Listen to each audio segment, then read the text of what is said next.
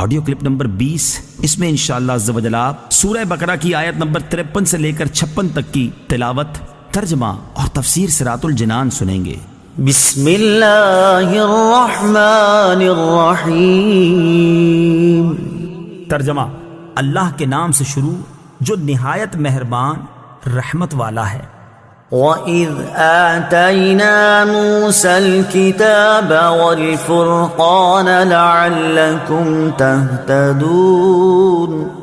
ترجمہ: اور یاد کرو جب ہم نے موسیٰ کو کتاب عطا کی اور حق و باطل میں فرق کرنا تاکہ تم ہدایت پا جاؤ۔ الفرقان، فرق کرنا۔ تفسیر صراط الجنان میں ہے فرقان کے کئی معنی کیے گئے ہیں۔ نمبر 1، فرقان سے مراد بھی تورات ہی ہے۔ نمبر 2، کفر و ایمان میں فرق کرنے والے معجزات جیسے عصا اور ید بیضا وغیرہ۔ نمبر 3، حلال و حرام میں فرق کرنے والی شریعت مراد ہے۔ وَإِذْ قَالَ مُوسَى لِقَوْمِهِ يَا قَوْمِ إِنَّكُمْ ظَلَمْتُمْ أَنفُسَكُمْ بِاتِّخَاذِكُمُ الْعِجْلَ فَتُوبُوا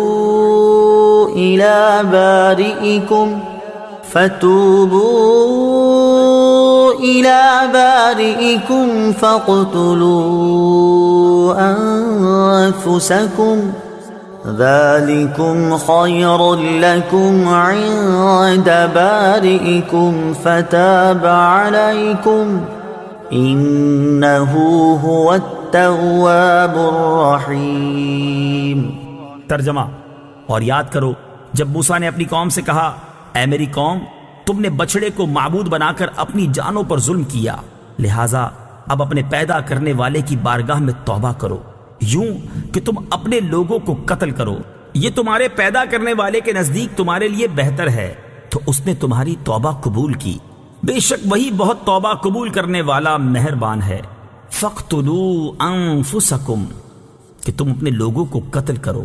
تفسیر صراط الجنان میں ہے بنی اسرائیل کو بچڑا پوجنے کے گناہ سے یوں معافی ملی کہ حضرت موسیٰ علیہ السلام نے قوم سے فرمایا، تمہاری توبہ کی صورت یہ ہے کہ جنہوں نے بچڑے کی پوجا نہیں کی ہے وہ پوجا کرنے والوں کو قتل کریں اور مجرم راضی خوشی سکون کے ساتھ قتل ہو جائیں۔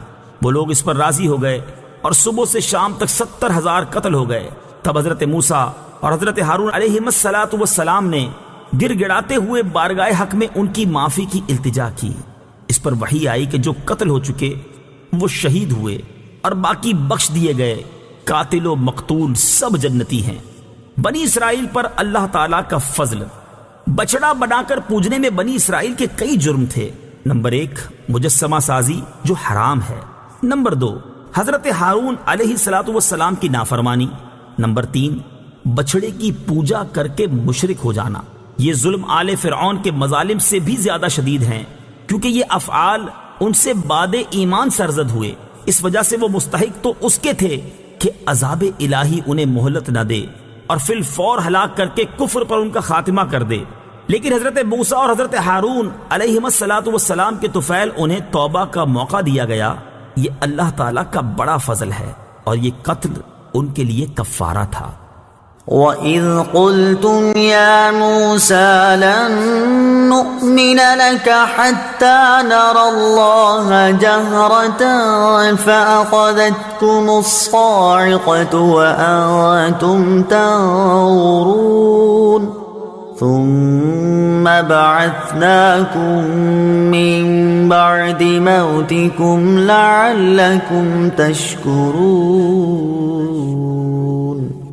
ترجمہ: اور یاد کرو جب تم نے کہا، اے موسیٰ، ہم ہرگز تمہارا یقین نہ کریں گے جب تک اعلانیہ خدا کو نہ دیکھ لیں، تو تمہارے دیکھتے ہی دیکھتے تمہیں کڑک نے پکڑ لیا، پھر تمہاری موت کے بعد ہم نے تمہیں زندہ کیا تاکہ تم شکر ادا کرو۔ لن نؤمن لک، ہم ہرگز تمہارا یقین نہ کریں گے۔ تفسیر صراط الجنان میں ہے جب بنی اسرائیل نے توبہ کی اور کفارے میں اپنی جانیں بھی دے دی تو اللہ تعالیٰ نے حکم فرمایا کہ حضرت موسیٰ علیہ السلام انہیں اس گناہ کی معذرت پیش کرنے کے لیے حاضر کریں۔ چنانچہ حضرت موسیٰ علیہ السلام ان میں سے 70 آدمی منتخب کر کے طور پر لے گئے۔ وہاں جا کر وہ کہنے لگے، اے موسیٰ علیہ السلام، ہم آپ کا یقین نہ کریں گے جب تک خدا کو علانیہ نہ دیکھ لیں، اس پر آسمان سے ایک ہولناک آواز آئی جس کی ہیبت سے وہ سب مر گئے۔ حضرت موسیٰ علیہ السلام نے گر گڑا کر بارگاہ الہی میں عرض کی کہ میں بنی اسرائیل کو کیا جواب دوں گا؟ اس پر اللہ تعالیٰ نے ان 70 افراد کو زندہ فرما دیا۔ انبیاء علیہ السلام کی عظمت۔ اس واقعے سے شان انبیاء علیہ السلام بھی ظاہر ہوئی کہ حضرت موسیٰ علیہ السلام سے ہم آپ کا یقین نہیں کریں گے کہنے کی شامت میں بنی اسرائیل ہلاک کیے گئے، اور اسی سے حضور پر نور صلی اللہ تعالی علیہ وسلم کے زمانے والوں کو آگاہ کیا جاتا ہے کہ انبیاء کرام علیہ السلام کی جناب میں ترک ادب غضب الہی کا باعث ہوتا ہے، لہٰذا اس سے ڈرتے رہیں۔